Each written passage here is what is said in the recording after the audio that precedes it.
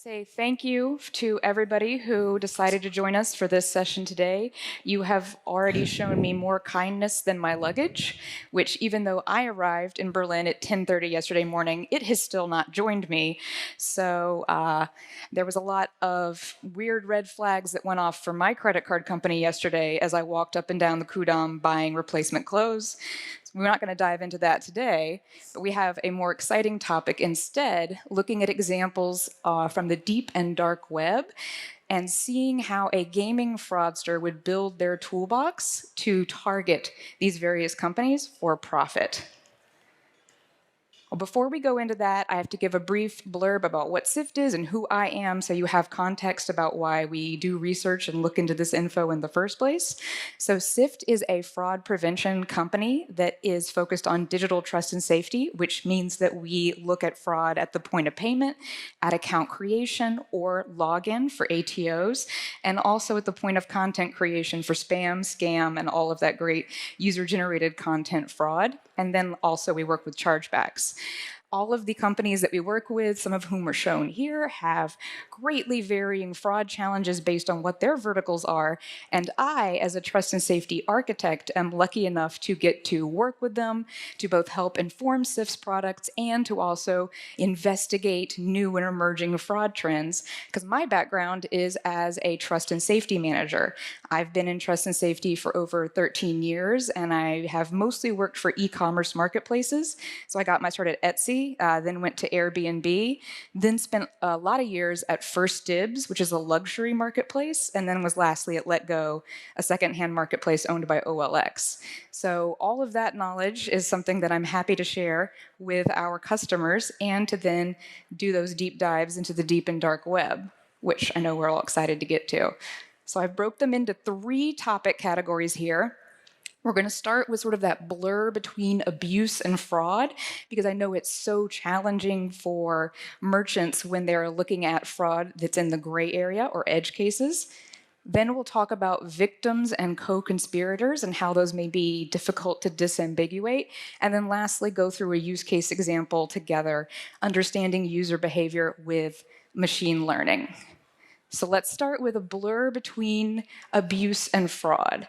So the examples that we're going to look at on this slide are all from Telegram, which, if you're not familiar with it, is a messaging app that is on the deep web, and it is known for being privacy focused and something that is generally not, let's say, not too prompt or not too concerned about taking down content that may be violating of its terms. I've been following fraud groups on Telegram for over 2 years, and not so many of them disappear unless they want to disappear.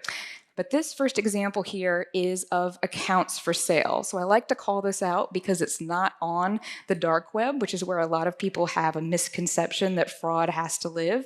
This is something that if you downloaded Telegram, made an account, and then typed in words like fraud or the names of the brands that the accounts are, you'd probably be there within 3 clicks or so, and you could see offerings like this. So in this case, when we've got sales of accounts that I've grayed out, but that is an iGaming company there with their logs for sale, it's up to that company then to be able to make the distinction between how they're going to determine should they block or what should they do with the data if this account belongs to a legitimate, trustworthy consumer and is just being used by a fraudster via ATO, or if they thought maybe it was a born bad account, and then how they're taking that information further. So that's already one challenge, because you don't want to take all of the info within this account for sale and add it to a block list if that was actually a good customer where you can restore the account and bring them back on your platform.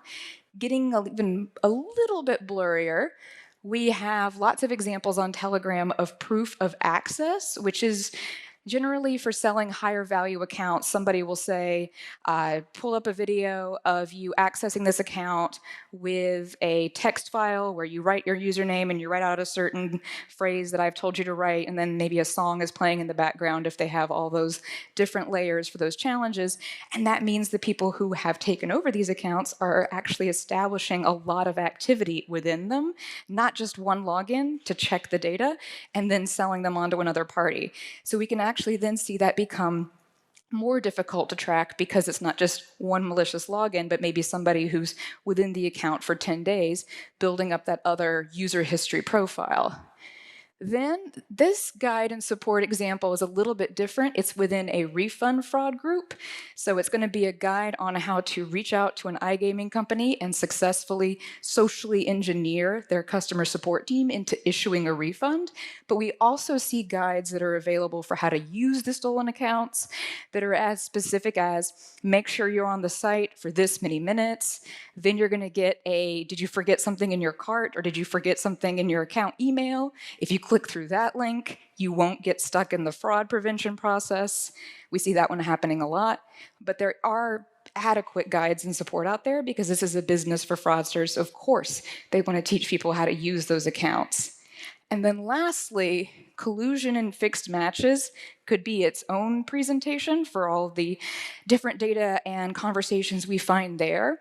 But in these instances, we know that, at least on some platforms, that almost all of the bets on some of these fixed matches will just be coming from people who are aware that it was fixed and people who are therefore, actively abusing the process. But in some cases, there may be people who weren't intending to commit fraud and somehow came across this match through one way or another, and they then might get rolled into that enforcement. But there are better approaches that will keep them out of that fraud bucket when they aren't really fraud.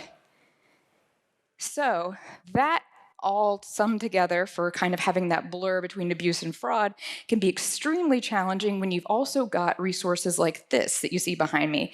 This is a screenshot from a dark web invite-only marketplace called Genesis Market. And in it, they don't just sell stolen credentials, they sell access to compromised devices that have had malware put on them by the group that runs this bot network. So this is basically a screenshot of an individual's compromised device and every saved login credential in the browser that's compromised, which I think in this example is Chrome. So if you look across those names on the top, I picked this guy because he has overextended himself a little bit, or at least he might have, because he is in over a dozen different sites, all with saved credentials. And if he was to maybe be forced to do some kind of 2FA or get a code sent to his email, if you look at the bottom of the column that is second from the left, this fraudster has also got access to his Gmail, so he's going to be able to click that link. And even if the person realizes that their device has been compromised, one of the other services that Genesis Market provides is any updated passwords after you buy access to the bot will automatically be sent to you. So resetting his password will not kick them out. They'll be able to access that without even needing to log into the Gmail. Actually, it will come straight through Genesis. So there's a couple of tools that we have looked at, but let's look at the identity side. So payment fraud beyond stolen credit cards, I just wanted to briefly call out again here refund fraud through social engineering or man on the inside. We will constantly see those offers being posted, either saying, hey, do you already work at this company? Because we want to give you a cut of whatever you can push through the system, or saying, hey, go apply to this company, then we'll give you a cut and we'll work with you. And that's all because of the larger fraud economy, an interconnected network of fraudsters who have specializations. No one needs to be a Renaissance man and be able to do every step of the fraud process, but they can specialize and then work together.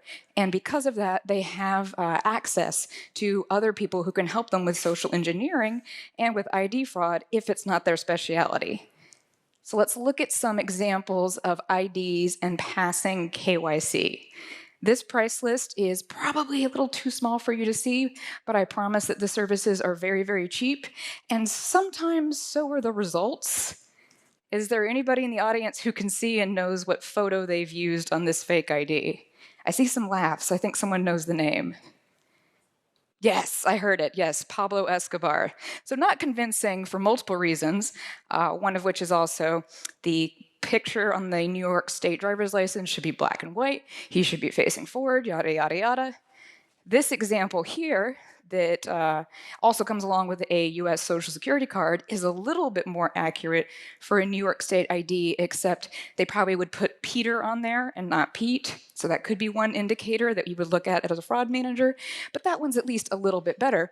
But that's not the one that you are most frightened of. It's this one, where you've got somebody who's got an ID, the information on the ID does not match the actual person pictured there because it's a fake ID, but he is willing to pass a liveness check to participate in this, to either, let's say, provide this photo or to do a liveness check on video. And there's a reason I have the eyes blacked out, because this again takes us to a level where there's a blur or there's an ambiguation that's tough for us to work through. This could either be a criminal who is making that idea on his own or working with someone who's doing it to bypass KYC and get into your site, or he could be somebody who was tricked into providing this photo. That could be through job listing fraud. Maybe he thought he had to provide a scanned copy of his ID and then one with his face to get a job online. Or it could be part of a dating scam where he thought he needed to convince some entity that he was who he said he was to be able to send money to the person who he thinks he's in love with. So I black out his ID because I don't know enough about him to know where he came from. And that's kind of also that approach then that we should be taking within fraud prevention, because again, we don't know if every entity on our site is a born bad fraudster or is maybe someone who's also a victim. So if I'm already not making it complicated enough, let's look at that use case that I described for understanding user behavior with machine learning. So I know we're all people here who are very familiar with payments. So I picked a reporting breakdown here, most of which are related to payments, although a few aren't, to kind of talk about the rates and the metrics you're probably already reporting on. Now, some of these are going to have elements rolled into them that are not pure payments, like, for example, the promo abuse rates. That could be people who are also doing multi-accounting fraud, which is a big issue in iGaming. And then also, of course, refund rates can have refund fraud rolled into them. That itself is a bigger challenge. But think about what's in your toolbox and not just what's in the fraudster's toolbox. So for going through this example, let's focus first on chargeback rates. Let me go back, actually. I'm gonna do it on this slide.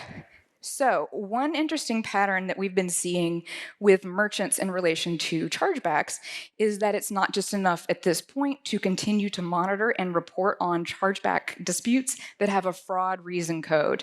So that used to be the biggest challenge, because whatever comes through with a fraud reason code is, of course, what your processor cares about, what your acquirer cares about, what everybody within the payments world cares about, because that affects your rates, affects whether or not you get fined. But when you looked at that reason code, you already had to do a little bit of an investigation if you wanted to understand your true fraud anyway, because we all know that every chargeback dispute that comes through with a fraud reason code is not true fraud. It could be friendly fraud. It could be, someone who just was disappointed with their purchase, but for whatever reason decided that they were going to file a dispute. Well, now we're seeing fraudsters who, either because they themselves are getting cut off from filing fraud chargeback disputes, or because the issuing banks are changing their approach to being able to use that reason code, we're seeing fraudsters who are now using non-fraud reason codes to commit fraud. So now maybe instead of just looking at chargebacks, separating out the fraud reason codes and working through that to be able to complete a feedback loop and report back on missed fraud, you're also having to look in on non-fraud reason codes. So an example that I can give that's from the crypto world, so also something, this is a digital good or service within fintech, is a cryptocurrency wallet that we were working with who said that they got a massive amount of chargeback disputes that all said non-delivery of a physical good, specifically a pallet of wood. And so what did the issuing bank want?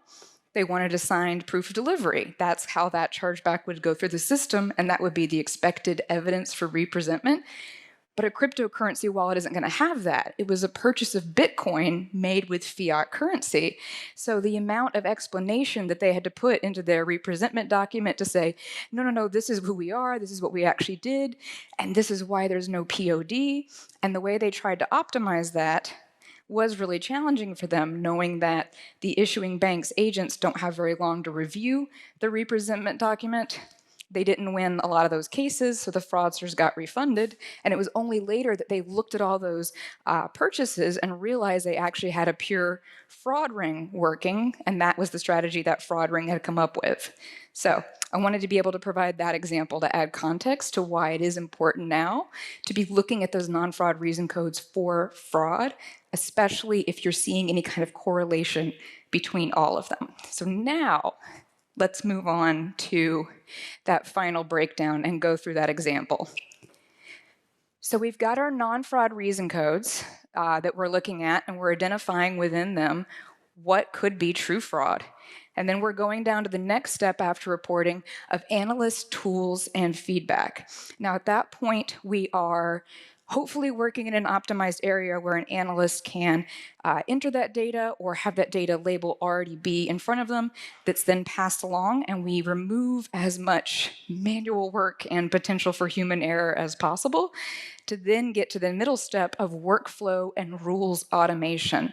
So for us to be able to then take that information and prevent further abuse or prevent further loss before we could actually train up a model with machine learning that could address it. Because there is sort of a break between giving it the new data and having it be trained on it.